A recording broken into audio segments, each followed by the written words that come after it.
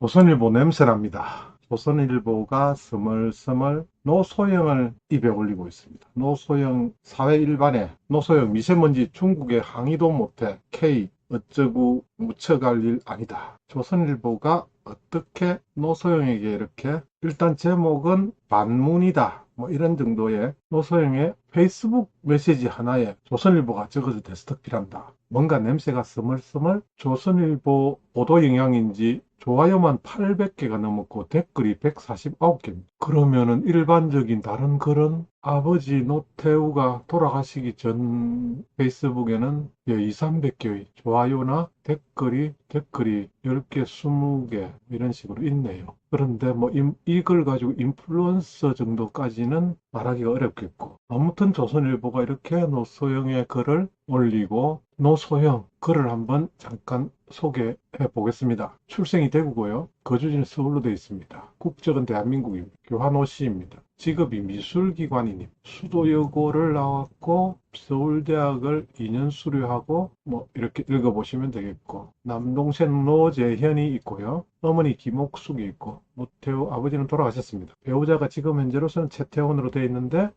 대한민국 미술관 아트센터 나비 관장입니다. 다른 부분들은 대부분 일반적인 상황이고, 1988년 성경그룹 최종현 회장의 장남 최태원과 결혼했습니다. 여기서부터 이 사람의 공식적이랄까 이혼 소송으로 더 유명합니다. 최태원의 혼외 정사로 이혼 절차를 밟고 있으며, 이혼 거부 의사를 확실히 밝히다가 2019년 12월 4일 이제 더 이상 희망이 보이지 않게 되었다는 사유로 법원에 맞소송을 제기한 상태입니다. 여론은 대체적으로 노소영에게 상당히 유리한 편이라고 합니다.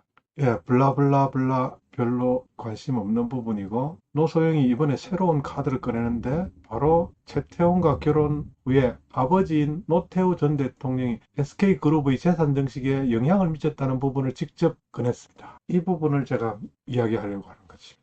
SK그룹 어떤 것입니까? 한국이동통신 KT, 그러니까 국가기업을 통째로 장인기업에다가 넘겨버린 그런 사건이죠. SK텔레콤이 그렇게 탄생했습니다. 잘 모르시는 분, 저희 세대에서는 아주 잘 알려진 사실입니다.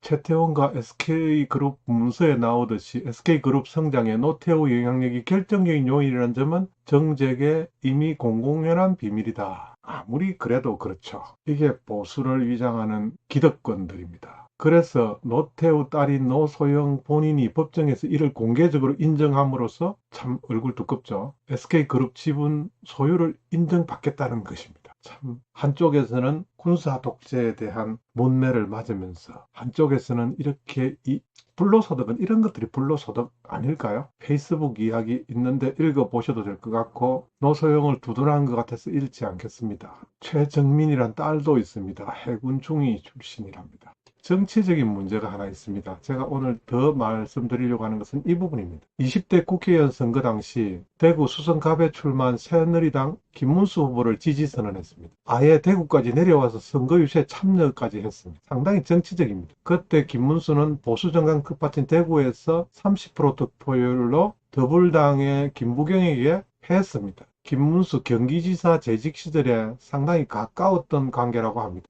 이러한 관계 때문인지 김문수 전 지사와 노태우 씨가 사망한 직후에도 조문을 했다. 한마디로 김문수파, 이렇게 알려져 있겠습니다. 이렇게 자리를 깔아야 우리가 이 조선일보의 기사를 올바로 읽을 수 있다고 생각합니다. 노소영이 미세먼지 중국에 항의도 못해 K 방역 어쩌고 저쩌고 묻혀갈 일 아니다, 이렇게 했는데, 이런 노소영의 이야기 페이스북 글 하나를 조선일보가 이렇게 대문짝만하게 올려도 되느냐? 우리는 그런 이야기부터 저는 그런 이야기로 기사를 끌어 나가고 싶습니다. 고 노태우 대통령의 장녀인 노소영 아트센터 나비 관장이, 어떤 아트센터, 이 정치인들이나 여자분들 아트센터 미술관, 제가 더 이상 언급 안 해도 제가 무슨 말인지 아시겠죠? 일야당 대선 후보의 부인도 그 무슨 거의 비슷비슷한 분들이죠, 이분들. 미세먼지 대응을 비판하고 나섰습니다. 노소영이라는 이런 사람이 미세먼지 대응을 비판하는 데 대해서 조선일보가 이렇게 대문짝만하게 쓴다는 것 자체가, 노관장은 지난 20일 자신의 페이스북을 통해서 또다시 미세먼지 속에서 가을을 보내야 하나라고 했다. 당시 전국적으로 미세먼지 경보가 내려진 상태였다. 여보세요. 20일 지난해의 미세먼지하고는요, 이번 가을에는 지금 미세먼지가 없는 상태입니다. 중국의 불황이었는지 코로나19 영향인지. 그런데 그거에 페이스북으로 쓴 글을 조선일보가 대문짝으로 실른다. 조선일보나 노소영이나 다 기득권. 노관장은 먼지가 뿌옇게 뜨면 맥이 탁 풀린다. 중국발 먼지가 주범임에도 개선은커녕 항의조차 못해 제대로 못함에 분노를 넘어 집단 무기력감에 사로잡힌다. 아니, 자기 아버지 군부 독재 뭐 이런 글로 고개 푹 숙여가지고 돈만 챙기는 사람들, 기득권들이 이제 그 기득권 조선일보가 이 사람 박근혜처럼 내세워보자 이런 의도입니까? 박근혜도 끌려 나오지 않습니까? 사실은 이게 체념할 상황인가? 정부는 나서서 항의하지 못한다 치자. 그렇다면 환경단체는 왜 조용한가? 아니, 노소영이 개인 페이스북에 이렇게 쓰는 것은 충분히 가능하죠. 그러나 이것을 조선일보라는 대한민국 제1보도기관, 안 그렇습니까? 이렇게 대문짝으로 낸다? 무슨 의도가 깔려 있겠죠. 저는 머리가 나빠서 모르겠습니다. 뭐 100년 전 주권이 일본에 넘어갔을 땐 목숨 걸고 한일투쟁 지사 곳곳에 계셨는데, 그리고 우리는 아직도 친일 후손을 운운하며 비분관계하고 있는데, 현재 우리가 유린당하고 있는 권리에 대해서 왜 다들 침묵하는가?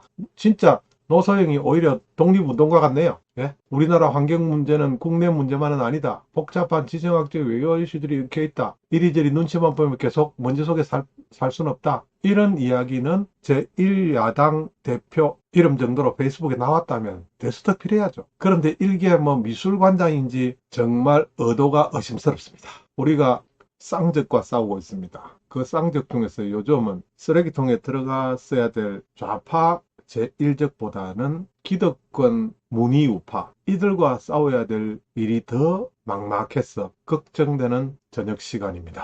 작심3일 비디오 일기, 제가 노소영의 이런 페이스북을 읽고 있어야 된다는 이런 현실감에 자괴감마저 드는 저녁입니다.